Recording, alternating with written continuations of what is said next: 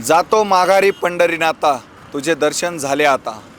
विश्वगुरु संत श्रेष्ठ निवृत्तीनाथ महाराज पायी पालखी सोहळा गेल्या महिन्याभरापासून त्र्यंबकेश्वर ते भूवैकुंठ पंढरपूर हा सगळा प्रवास झाला। काल आषाढी एकादशी होती। आषाढी एकादशी निमित्त नगर प्रदक्षिणा झाली। हे जे वारकरी हे गेल्या महिन्याभरापासून त्यांना जी ओढ होती त्या पांडुरंगाला ते काल भेटले, त्यांची जी नगर प्रदक्षिणा पूर्ण झाली। काल त्यांचं कळसाचं दर्शन झालं। आज हे खऱ्या अर्थाने माघारी निघालेत। त्यांनी पांडुरंगाचा निरोप घेतला आणि पुढच्या वर्षी पुन्हा आमची वारी घडो असे दानसुद्धा त्याच्याकडे मागितले। आपल्यासोबत जाचक महाराज काय भावना आहेत तुमच्या? गेल्या महिन्याभरापासून तुम्ही या ठिकाणी वारीमध्ये सतत चालत होतात।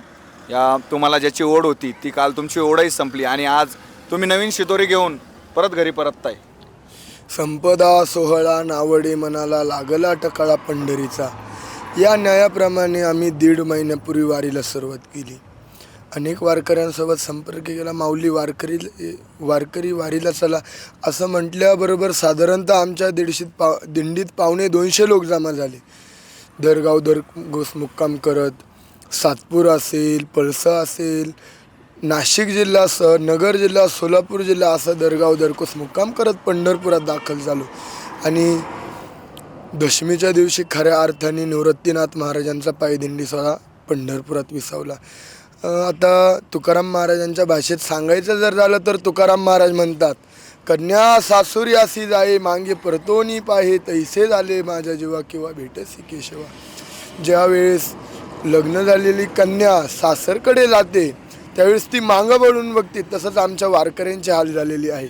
म्हणून वारकरी एकटक मागं बसून सर्व पंढरपूरच्या दिशेने बघत आहे। आणि खऱ्या अर्थाने वारी हे असं साधन आहे की 1 महिना वारी केल्यानंतर 11 महिने बॅटरी चार्ज होते, असं हे साधन आहे। आता पुढच्या वर्षीच्या वारीची ओढ लागलेली आहे। नक्कीच या माहेरच्या पांडुरंगाकडे, आपल्या विठ्ठल रुक्मिणीकडे काहीतरी मागणं मागितलं असेल किंवा काहीतरी साकडं घातलं असेल की पुढच्या वर्षी परत येतो, किंवा आज तुम्ही जो महिन्याभरापासून ज्या संसाराचा त्याग केला होता, संसार सोडून तुम्ही या ठिकाणी पंढरीच्या वारीत चालत होतात, या संसारासाठी आपल्या लहान बाळासाठी काहीतरी मागितलं असेल महाराज? वास्तविकता अजून माझं लग्नच झालेलं नाही, तुम्ही नाही, पण संतांच्या भाषेत जर सांगायचं ठरलं तर हेची दान दे गा देवा तुझा विसरणं, एकच दान मागितलं। देवा आता आम्ही चाललो ह्या संसार नावाच्या वृक्षात, या संसार नावाच्या घरात तुझा विसर होऊन देऊ नका, हेच दान मागितलं। बाप विठ्ठल राया हिची दे दान, जोडी तो चरण जेणे तुझे, फक्त तुझे चरण आठवावे हेच दान आम्ही मागितलं। नक्कीच फक्त त्याचं चरण आठवलं पाहिजे हेच दान या ठिकाणी मागितले। आणि ही जी आयुष्याची जी शिदोरी, ही शिदोरी घेऊन या ठिकाणी हे परतताय आणि पुढच्या वर्षी त्याच नव्या जोमाने, त्याच उत्साहाने या वारीत हे सहभागी होतील आणि त्या माहेरच्या पांडुरंगाला भेटतील आणि त्या माहेरच्या पांडुरंगाने यांना दर्शन द्यावे। यांची जी जन्मोजन्मांची वारी आहे किंवा जन्मजन्मीचा यांचा एकच अट्टाहास आहे की त्या विठ्ठलाचं दर्शन झालं पाहिजे।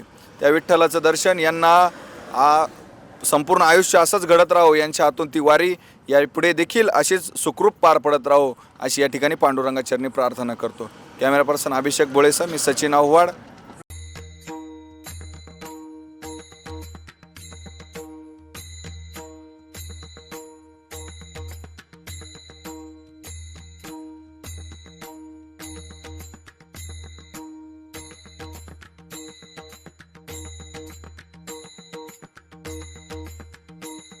याची देही याची डोळा, अनुभवूया निवृत्तीनाथांच्या संगे पांडुरंगाचा सोहळा। उत्तर महाराष्ट्र न्यूज नेटवर्क प्रस्तुत आनंदवारी। श्री क्षेत्र त्र्यंबकेश्वर ते श्री क्षेत्र पंढरपूर, दररोज फक्त आपल्या उत्तर महाराष्ट्र न्यूज नेटवर्कवर।